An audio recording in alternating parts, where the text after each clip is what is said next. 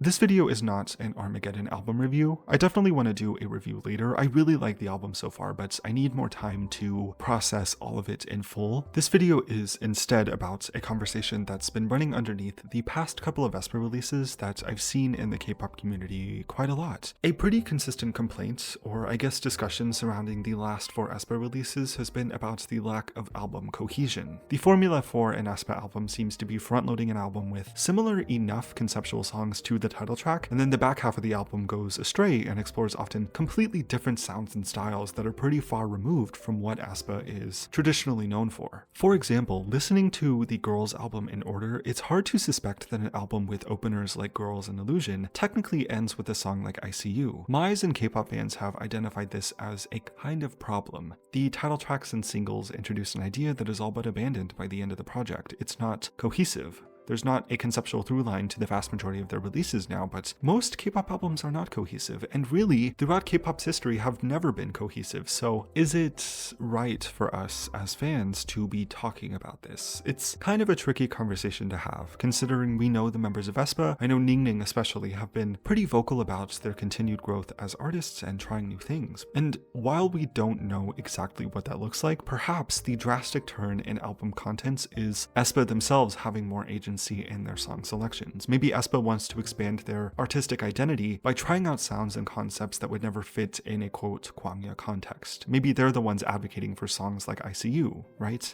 As much as fans have grown to appreciate the Kwangya aesthetic and concept, I imagine it's quite an overbearing thing to have to always maintain as a group. Moreover, I'm sure none of the members of aespa had Kwangya in mind when they were training to become idols, right? When they were following in the footsteps of the SM groups before them, from Girls' Generation to FX to Red Velvet. All 3 of those girl groups had many instances of experimental music releases, but none of it was as commanding of a concept as aespa's. For example, Red Velvet could do a song like Simsalabim, yet it would still make perfect sense to have a song like Sunny Side Up on the same album. The previous SM girl groups and their identities were a lot more musically flexible in that way, whereas aespa's identity is seemingly not afforded the same luxury if we keep having these conversations about cohesiveness. Savage being their first album release has really exacerbated this issue even further, as it's currently the one and only example of a Kwangya concept album from beginning to end. I imagine it's going to continue to linger over them in these discussions if it remains as the only cohesive concept album from this point forward. But back to my earlier point, is it right or is it selfish of us to even talk or complain about this? Are we too restrictive on aespa in this way?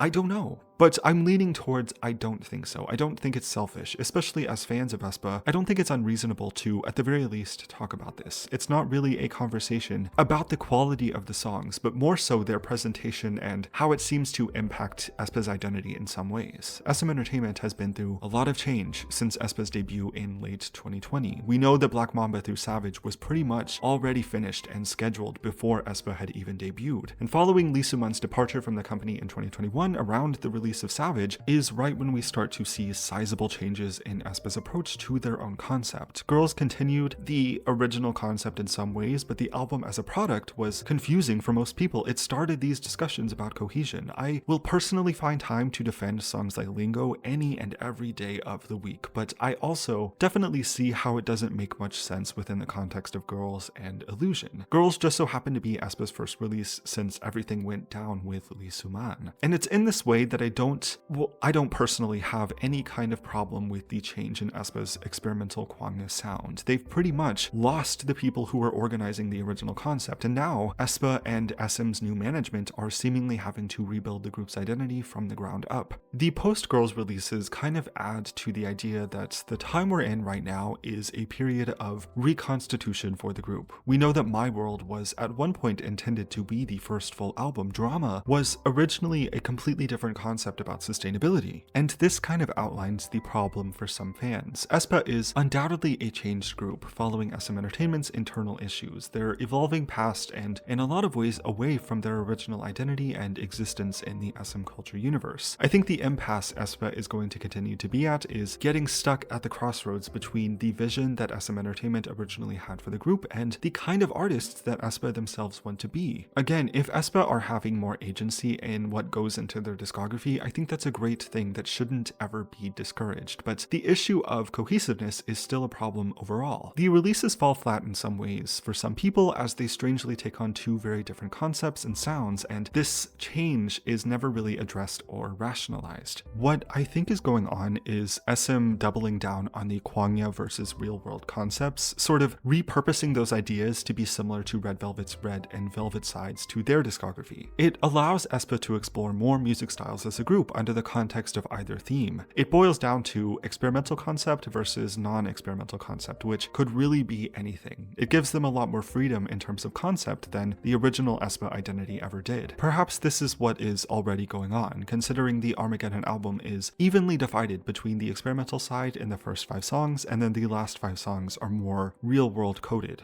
So if this is already the case, I think SM should make an effort to outline that this is what's going on from this point forward. As a part of the group's identity and to allow the members of aespa to grow as individual artists, they will engage in these two concepts. The Kwangya concept being the hard-hitting, experimental, industrial-sounding tracks, and the real-world concept being the softer, pop-rock sound that they've been developing ever since Girls. That's kind of my idea about this, about aespa's changing musical identity. I think the solution to this part of the problem is to not discourage SM or aespa from exploring more sounds and styles. I think we as fans should definitely encourage aespa to have more and more agency in their work. We know that they had a hand in a lot of the changes made to their previous releases, so that's kind of the reason I'm a little unsure about criticizing the change in style outright. We don't know how much of this has been at the request of aespa themselves. But does this repurposing of aespa's original concept solve the cohesion problem? I don't think so. Armageddon's back half still feels very jarring. These 5 songs being attached to an album called Armageddon. The visuals from the teaser period, the lead single being a song like Supernova, it doesn't really make sense. Nothing clues us into the idea behind the second half of this album. SM currently has the benefit of the doubt. Perhaps this does make sense in some context, will be afforded sometime in the future, but still, at this point in time, the source of the problem is how these musical styles are presented in their album projects. I don't think Armageddon benefits from the last 5 songs being a part of this album any more than if they would have been pulled and saved for a summer repackage album in July or August, maybe with Bahamas as the title track. This seems to be the underlying issue with album cohesion, as I understand it. I think SM could do better to separate out these concepts more appropriately, or build these projects up in a better way that thematically matches both sides of the albums. I think My World is the best example of combining these two sounds, the dark and hard-hitting industrial sounds of Kwangya mixed with the bright and colorful sounds of the real world, blending together quite nicely on the title track Spicy. The album title, teasers, concept, really everything touches on all songs included in the My World album, so it's not a surprise to get a song like Thirsty or Till We Meet Again. On the other side of My World being the best example of combining these two themes, I think Drama in particular suffered the most out of this. I know it was reconstructed very last minute in terms of K-pop production pipeline work, but it was a theme that was very unique for K-pop and absolutely deserved to be expanded upon more with an album that carried a similar narrative style and sound to the idea that Drama presented. Most criticisms I've seen about Drama is not that Hot Air Balloon is a bad song by any measure, just that it doesn't make sense on an album with a title track like Drama, right? The issue continues to be one of cohesion moving forward, as we're seeing again with Armageddon. So to go back and look at all of this in full view, I think my solution to these discussions about cohesion that have been going on since Girls is that SM could definitely do a better job at either structuring albums or working to have the visuals of the albums cover all concepts and styles presented in all of the tracks. At the same time as this though, I also think everyone deserves a bit of leniency, considering we're still on the come down of aespa having to rebuild their whole identity without the person who started the original concept in the first place. That is my thoughts on this whole discussion. Thank you for listening to all of this if you did. Definitely let me know what you think if you have any other opinions, ideas, if you see this in a different way. I'll be interested to hear what you have to say. Yes, thank you again for watching. Subscribe if you want to, and I will see you next time.